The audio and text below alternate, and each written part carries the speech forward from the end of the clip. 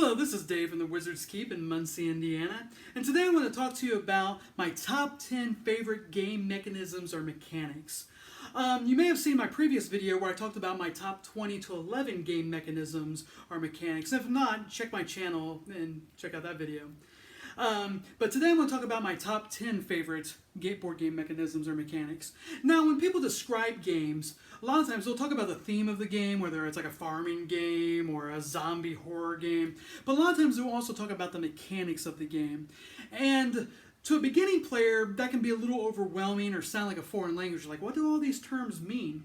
So I thought today I would talk about my top 10 favorite mechanics to kind of give you an idea about what some of those terms are. My number 10 favorite mechanism or mechanic is legacy games. Now, a legacy game is a game where you play like a campaign usually. So you're going to play over a series of games. You're not going to play just one game in a legacy game. But it can also be a little bit of a turnoff to some players because some of the concept of a legacy game is you can only kind of play through the campaign once usually. Some legacy games are kind of designed that by the end of the game you kind of have a final product that you can kind of play. But the real appeal of legacy games is playing through that campaign. And you're opening up envelopes, maybe adding stickers to the board. Sometimes you're ripping up cards. And that's why you usually can only play through at one time. But it's also the appeal, is that discovery that you get from legacy games. And that's what I really like about them. The example I'm going to use today is a game, Pandemic Legacy. Probably the most popular legacy game out there. There are many, Gloomhaven's pretty popular as well. But Pandemic Legacy is based off of the regular game Pandemic, but in this one you play through a series of games trying to determine where the maybe disease came from or why these diseases keep spreading. And I'm not going to spoil too much because that's the beauty of a legacy game. You need to find out for yourself, but that's just like the prime example of what a legacy game is. My number 9 favorite game mechanic or mechanism is area control. Now, area control is a very, very popular mechanic in like war games, as it would sound. You're controlling or conquering a territory, conquering an area. And a lot of war games are area control, and a lot of area control games are war games. But to kind of show you how area control could be something not a war game, I decided to pick 1960 Making of the President as my favorite area control game, or at least my example of this area control mechanic. In 1960 Making of a President, it's a two-player game. One player plays John F. Kennedy, another player plays Richard Nixon. You're kind of like simulating or recreating the presidential election of 1960. Now, how the area control aspect of this works is that you're using political influence or to kind of conquer or gain control over different states. So you may use your political influence in like Texas or Illinois or California to try to gain control of that state or get them in your column to vote for you. So when the game ends at election day, if you control that state, you're going to get their electoral votes. And whoever gets the 270 electoral votes is going to be elected president of the United States or win this game. My 8th favorite board game mechanic or mechanism kind of comes from my love of CCG, especially like Magic the Gathering, and that is card drafting. And then this mechanic is utilized a lot in like Magic when you do like a booster draft, but it works basically the same way in a board game. The example that I'm going to show you is Seven Wonders. In Seven Wonders, like card drafting games, what you do is everyone's going to have a stack of different cards that have different abilities on them or give you different resources. And so what you're going to do is you're going to have a stack of cards. You're going to look through that stack and you're going to pick a card and set it aside. Now you have control of the card and it's going to grant you its ability. Then you take the remaining cards in the stack and pass it to the person sitting usually at your left. So that means the person sitting at your right passes you the stack of cards that they have minus the card they took. And then you look through there and you pick another card and pass the stack. So you keep doing that until the stack is done. Usually the stack is larger than the number of players you have. So there's part of the strategy is maybe trying to figure out, maybe someone won't take this card and it's going to come back to me. Or you might go, I really need this card now, or I got to get this card to keep my opponents from getting this card. And that's really the appeal of card drafting, is those decisions you make over the course of the game. My number 7th favorite mechanic or mechanism is pick up and deliver. And it's kind of what it sounds like. Is you're usually going to one location, picking up some sort of goods or resources and taking them and turning them in at another location for some sort of benefit.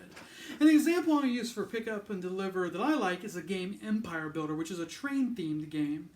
And I don't really care that much about trains per se. I mean, they're fine. They serve their purpose. But I really like Empire Builder because of this pick up and deliver mechanic. In Empire Builder, you're going to get different destination tickets, which have different kind of wants or these contracts that you have that you're trying to fulfill.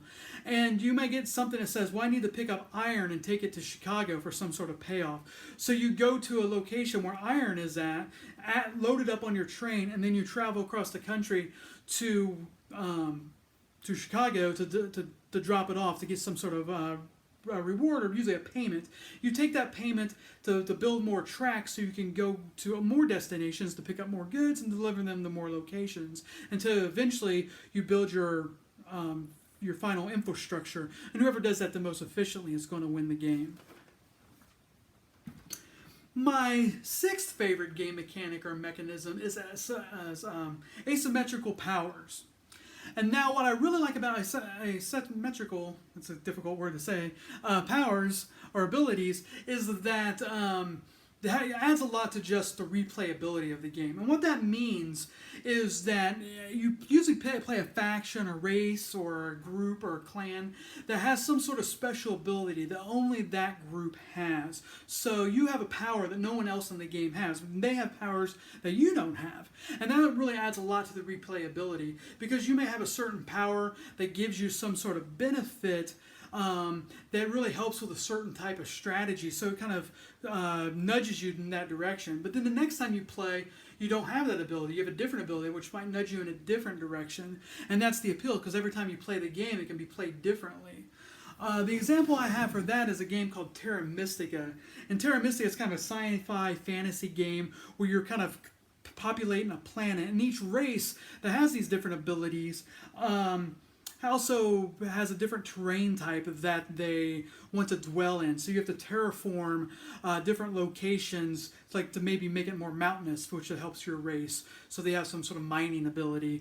Or maybe you're an aquatic race, so you're building some sort of like swampland, or the opposite, you're building a desert, and you get different abilities and benefits from that. And that's what I really like about asymmetrical games and Terra Mystica.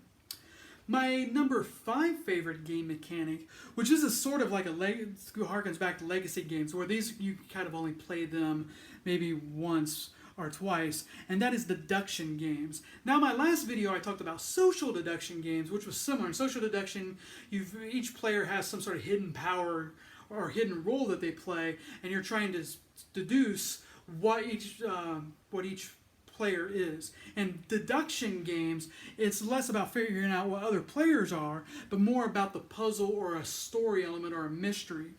And the game I've chosen to kind of represent that is Time Stories. And Time Stories, you're from the future, and you're going back into the past to a different location, sort of like Quantum Leap or Sliders or something. You're trying to solve some puzzle or prevent some problem from having.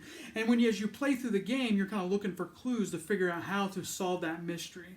And though you can usually only play that once, but in Time Stories has different expansions, different modules that you can kind of play through new stories. That kind of keeps adding the replayability.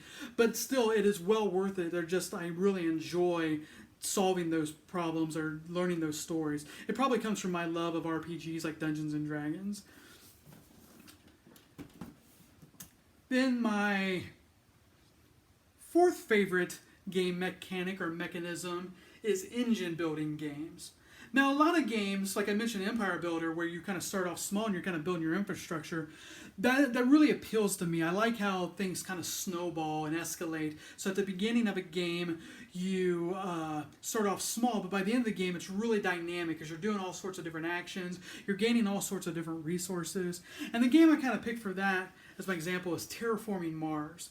In Terraforming Mars, you start off, each player is a different corporation, which has different abilities, like asymmetrical powers, but you also have your home board, so you're generating different resources. You generate so much money a turn, you generate so much energy a turn, you generate steel and titanium, which you can use to build different buildings or spaceships or satellites. And So each turn you generate so much of those resources that allows you to build something or buy something, and which usually gives you some other benefit. Either earns you more money, maybe generates more resources for you. So each, or maybe you sacrifice, certain income to build a building that you allows you to get more resources on a turn, and you use that to continue. So by the end of the game, you have as you're terraforming Mars and building up your infrastructure and making it more habitable, you're going to just have a much more dynamic corporation or engine. And that's what I really like about engine building games, is that kind of just building up that engine. My third favorite game mechanic is cooperative games. What I like about board games in general is that kind of solving puzzles or trying to figure out. I'm not a super competitive player. For me, it's just about solving the puzzle of the game, playing it more efficiently, figuring out what's the best action to take here. So I really like cooperative games because you're working together with all the other players against the game itself. And one we use an example for that is a game called Forbidden Island. And Forbidden Island, the island is sinking, and you're all working together to try to find 4 different treasures before the island sinks. So you may be playing cards to uncover a treasure, or you might be playing cards to set up sandbags, to stop a flood, maybe shore up sections of the island so you can continue moving around. But you're all working together to kind of solve that puzzle to get those 4 treasures off the island before it sinks.